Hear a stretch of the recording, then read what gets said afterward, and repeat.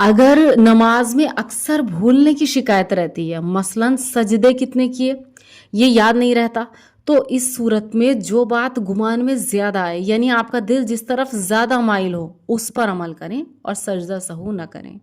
Next point, नमाज में शुबा हो गया कि 3 रकत पढ़ी या 4, ये कंडीशन बहुत ज़्यादा पेश आती है 4 रकत वाली नमाज में कि हमने 3 पढ़ी या 4 पढ़ी।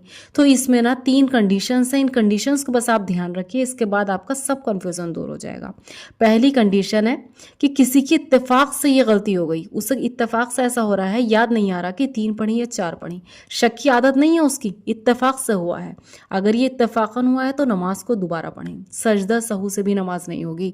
और अगर शक की आपकी आदत है, अक्सर आपको शक होता रहता है, तो दिल में सोचें और जिस तरफ ज़्यादा गुमान हो आपका, जिस तरफ दिल ज़्यादा माइल हो रहा हो, उस पर अमल करें। अगर ज़्यादा गुमान 3 रकत का हो तो 1 रकत और पढ़ लें, और अगर ज़्यादा गुमान 4 रकत का हो तो और रकत ना पढ़ें, और दोनों सूरतों में ही आप पर सजदा सहू वाजिब नहीं होगा। नेक्स्ट कंडीशन है 50-50। अगर आपका दिल 50% कह रहा है कि 3 रकत पढ़ी, 50% कहता है कि 4 रकत पढ़ी, तो अकल मिकदार आप उसको ये समझ लें कि आपने 3 पढ़ी, यानी 3 रकत मानकर 1 रकत और पढ़ लें। लेकिन इस सूरत में तीसरी रकत पढ़ बैठकर आपको ना अत्तहियात पढ़ना होगा, और फिर खड़े होकर चौथी रकत पढ़नी होगी, और सजदा सहू भी करना होगा। यही बात है 2 रकत वाली नमाज का। अगर इसमें भी आपको कन्फ्यूज़न हो रहा है 1 पढ़ी या 2 पढ़ी, तो अकल मिकदार यानी कम क्वांटिटी पर आप यकीन कर लें और फिर वो बाकी की अपनी क्वांटिटी पूरी कर लें। 2 रकत वाली नमाज के लिए भी यही कंडीशन है।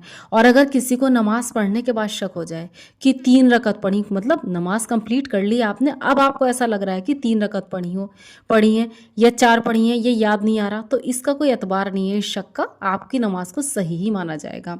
और अगर यकीनी तौर पर याद आ जाए, मतलब अब आपको शक नहीं है, आपको पक्के से याद आ रहा है कि मैंने 3 ही रकत पढ़ी है, तो जब तक बात आपने न की हो किसी से और ना कोई ऐसा काम किया हो जिससे नमाज टूट जाए, तो खड़े होकर 1 रकत और पढ़ लें और सजदा सहू कर ले, नमाज हो जाएगी। और अगर आपने बात कर ली या ऐसा कोई काम कर लिया जिससे नमाज टूट जाती है, तो अब पूरी नमाज आपको दोबारा पढ़नी होगी।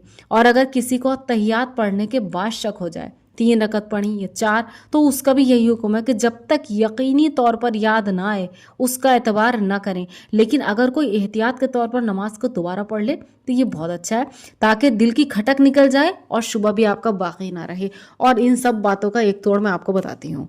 इन सब बातों का एक तोड़ है, नमाज को ध्यान से जो पढ़ लीजिए, सारी बातें तो आप सुन रहे हो, समझ रहे हो, कर रहे हो ध्यान से, फिर नमाज में आपका ध्यान इधर उधर क्यों है? इतनी सारी चीज़ें आपको समझनी चाहिए, याद करनी चाहिए। इत्तेफाकन से ये गलती हो जाती है, लेकिन बेस्ट थिंग इज़ दिस, धीरे धीरे नमाज में कॉन्सेंट्रेट कीजिए। याद रखिए आखिर नमाज कोई छोटी मोटी चीज़ तो है नहीं, इसलिए सबसे इम्पोर्टेंट थिंग, नमाज को ध्यान से पढ़िए। जज़ाकल्लाहु खैर।